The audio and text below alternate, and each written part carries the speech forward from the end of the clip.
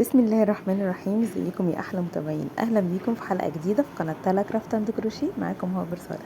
نبدا حلقتنا بذكر الله والصلاه على النبي صلى الله عليه وسلم. نشتغل مع بعض النهارده وحده سهله جدا ولذيذه وشكلها حلو قوي، مناسبه لاستخدامات كتيره بالكروشيه. ممكن ندخلها في بطانيه بيبي، ممكن ندخلها في الملابس، ممكن نعمل بيها شنط وكلاتشات. هي سهله. دلوقتي هنشوف الخامات والادوات اللي اشتغلنا بيها، وباذن الله استنى الفيديو اللي بعد ده على طول هنشوف ازاي يعني نقدر نجمعها مع بعض او طريقه التشبيك بتاعتها. وكمان هنعمل بيها مشروع حلو قوي هيعجبكم باذن الله. لو بتشوفونا بقى لاول مره اعملوا اشتراك في القناه وفعلوا رمز الجرس عشان يوصل لكم كل جديد. يلا نقول بسم الله ونبدا شغل.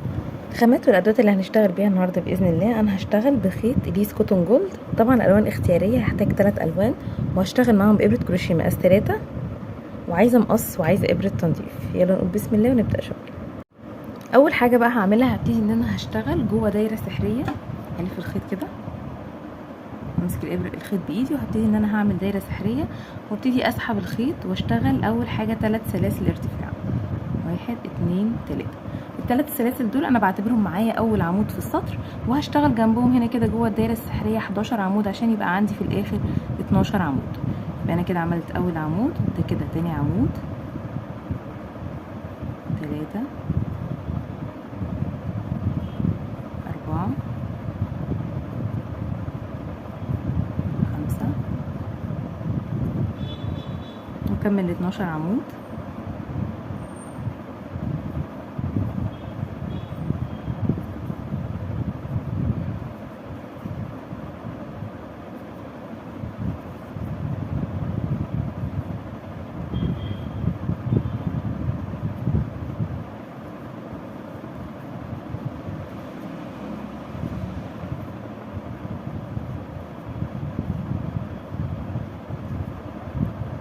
وده كده العمود رقم 12. تمام. بعد معايا زي ما قلنا كده سلاسل الارتفاع. دلوقتي بقى هعمل ايه؟ هشد الحلقه بتاعتي دي كده عشان اقفل الدايره، وبعد كده هقفل الغرزه بتاعتي، هقفل السطر بتاعي بغرزه منزلقه في راس الثلاث سلاسل الارتفاع اللي انا بدات بيهم في بدايه السطر خالص. هاجي هنا كده في ثالث سلسله من سلاسل الارتفاع واسحب غرزه منزلقه. يبقى انا كده السطر الاول معايا خلص. بعد كده هاخد غرزه سلسله للتثبيت وهقص الشغل.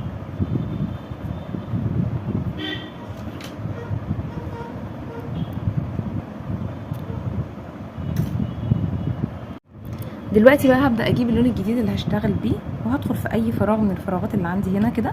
عايزه تقفلي خيوط ازاي دي بابره التنظيف قبل ما تبتدي الشغل مفيش مشكله، عايزه تاخديها معاكي تحت الشغل وانت شغاله الاريح لك تقدري تعملي. هدخل في اي حلقه من الحلقات عندي كده وهبتدي ان انا اوصل الخيط الجديد،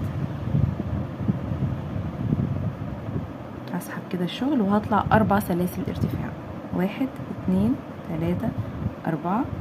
بعد كده هاخد لفتين على الابره عشان هشتغل عمود بلفتين، وهدخل في نفس المكان اللي انا طلعت منه سلاسل الارتفاع، واسحب حلقه واطلع من حلقتين، واسحب حلقه واطلع من حلقتين، بس مش هكمل العمود لحد الاخر عشان انا هعمل تناقص ب3 غرز عمدان بلفتين مع بعض. تمام. يبقى انا هوقف عند المرحله دي.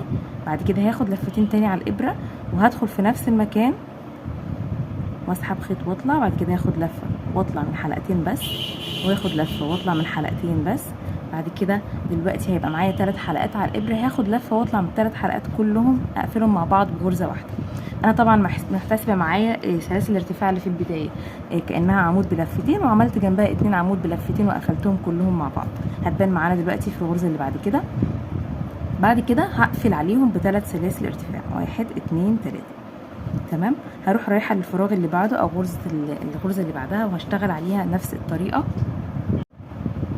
هروح برضو للغرزه اللي بعدها. الاول هاخد لفتين على الابره كده بالشكل ده، والغرزه اللي بعدها مباشره على طول، وهشتغل عمود بلفتين بس مش هخلصه للاخر. هاخد لفه واطلع من حلقتين بس، هاخد لفه واطلع من حلقتين بس، واخر حلقتين هسيبهم معايا على الابره. هكرر مره كمان لفتين على الابره وهدخل في نفس المكان، هاخد لفه واطلع من حلقتين بس، ولفه واطلع من حلقتين بس، وفي الاخر مش هكمل العمود للاخر، هسيبهم كده معايا على الابره. هكرر العمود رقم 3، هاخد لفتين على الابره وادخل في نفس الفراغ، اجيب خيط واطلع، هاخد لفه واطلع من حلقتين بس، ولفه واطلع من حلقتين بس. بعد كده هاخد لفه واطلع من كل الحلقات اللي معايا على الابره بالشكل ده كده. تمام. بعد كده هعمل 3 سلاسل ارتفاع. 1 2 3. كاني بشتغل دلوقتي تناقص بغرزه العمود بلفتين مع 3 عمدان مع بعض، بقفلهم قفله واحده. هنكررها مع بعض مره كمان. انا باخد لفتين على الابره الاول وبدخل في الغرزه اللي عليها الدور، بجيب خيط واطلع، هاخد لفه واطلع من حلقتين بس، بعد كده لفه واطلع من حلقتين بس، وبسيب الحلقتين الاخرانيين على الابره.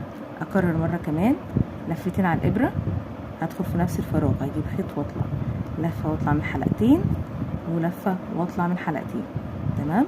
هكرر المره الثالثه، لفتين على الابره، هدخل في نفس الفراغ، اجيب خيط وارجع، لفه واطلع من حلقتين، لفه واطلع من حلقتين، وبعد كده باخد لفه وبطلع من كل الحلقات اللي معايا على الابره، وبعد كده بقفل عليهم بثلاث غرز سلاسل. تمام. هكرر بقى لحد اخر السطر بنفس الطريقه كده. كل غرزه بتقابلني بشتغل فيها نفس الكلاستر ده بغرزه العمود بلفتين. المفروض يكون عندي من الورقات دي او من الغرزه دي 12 غرزه. اخلصهم وارجع لكم. خلصت كده السطر كله بنفس الطريقه. وما انساش برده قبل ما اقفل لازم اعمل اخر 3 سلاسل، 1 2 3، دول اللي بتكون ما بين كل غرزه وغرزه. وبعد كده دلوقتي هنا كده هقفل بغرزه منزلقه في راس اول تجميعه غرز عندي هنا كده بالشكل ده. هسحب غرزه منزلقه، هاخد سلسله كده للتثبيت، بعد كده هقص الشغل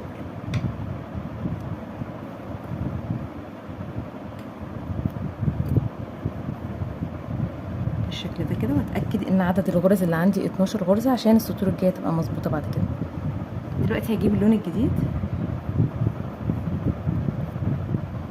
هدخل في اي فراغ من الفراغات اللي عندي وهبتدي اوصل الخيط. دلوقتي انا هكون شكل الورده ده او شكل الدايره، هحوله معايا لشكل مربع عشان بعد كده ابتدي اعمل وحده جراني استخدمها في اي حاجه انا محتاجاها، في لبس، في بطانيه، في شنطه، في اي حاجه. دلوقتي هنكمل مع بعض الوحده. هوصل الخيط كده، هسحب، هطلع 4 سلاسل ارتفاع، 1 2 3 4. دول كده كانهم معايا اول عمود بلفتين في السطر. هاخد لفتين على الابره وهدخل في نفس المكان وهعمل عمود بلفتين، اخد لفه واطلع من حلقتين، ولفه واطلع من حلقتين، ولفه واطلع من حلقتين. انا بكمل العمود عادي للاخر.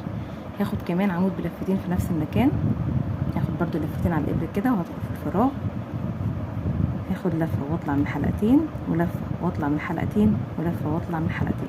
يبقى كده كأن عندي 3 عمود ب2 لفه في نفس المكان. هاخد 3 سلاسل ارتفاع، 1 2 3، وهرجع تاني في نفس المكان وهعمل كمان 3 عمود ب2 لفه. دي كده عندي بتكون لي زاويه بعمل فيها يعتبر 3 عمود بلفتين، بعد كده 3 سلاسل، بعد كده 3 عمود بلفتين في نفس المكان. هاخد لفتين على الابره وهدخل هنا كده وابتدي ان انا اعمل عمود بلفتين، هاخد لفتين تاني على الابره وهدخل في نفس المكان وهعمل تاني عمود بلفتين، عمود بلفتين. هو نفس فكره العمود العادي، بس انا باخد لفتين على الابره قبل ما بدخل في الشغل او بدخل في الغرزه، وبخلصهم حلقتين في حلقتين. انا كده خدت لفتين اهو، بدخل بجيب خيط واطلع، هاخد لفه واطلع من حلقتين، ولفه واطلع من حلقتين، ولفه واطلع من اخر حلقتين. يبقى انا كده كاني كونت الزاويه او اول زاويه عندي في السطر. عندي 3 عمود ب2 لفه، وعندي 3 سلاسل، بعد كده 3 عمود ب2 لفه. دلوقتي هعمل ايه؟ هاخد غرزه سلسله، هروح على الفراغ اللي بعده هشتغل فيه 3 عمود عادي جدا، عمود بلفه واحده. دي لفه على الابره، ده كده اول عمود، تاني عمود، تالت عمود، 3 عمدان كلهم في نفس المكان. بعد كده غرزه سلسله، الفراغ اللي بعده برضو هشتغل فيه 3 عمدان بس. اول عمود،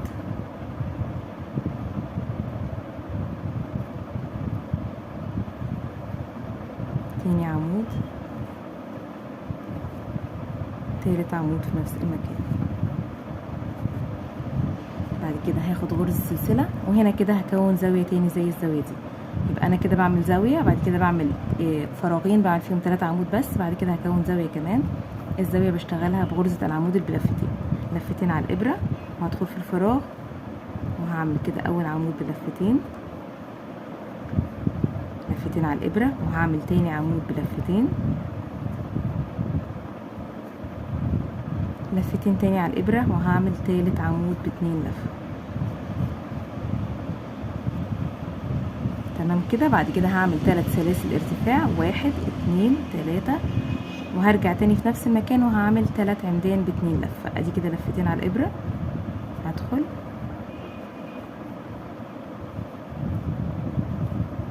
تاني عمود بلفتين،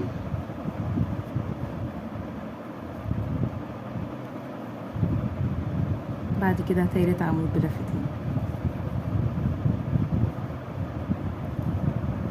بالشكل ده كده. يبقى انا كونت زاويه كمان. الزاويه بتاعتي زي ما قلنا متكونه ب3 عمود ب2 لفه، بعد كده 3 سلاسل، بعد كده 3 عمود تاني ب2 لفه. شايفين كده الشكل بدأ يوضح. هاخد سلسله وهروح للفراغ اللي بعده هشتغل فيه 3 عمود بس. ادي العمود الاول وادي العمود التاني وادي العمود التالت. تمام. بعد كده غرزة سلسلة والفراغ اللي بعده هيكون فيه كمان 3 عمود بس. العمود الاول، العمود التاني والعمود التالت. انا كده عملت في فراغين 3 عمدان بس. يبقى اللي عليها الدور دلوقتي هتكون زاوية، وهاخد غرزة سلسلة ودي هشتغلها زاوية عادي زي ما اتعودنا. بشتغل فيها 3 عمود ب2 لفة، 1 2 3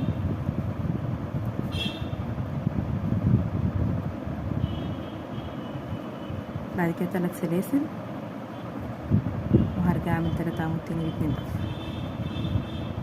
1 2 3.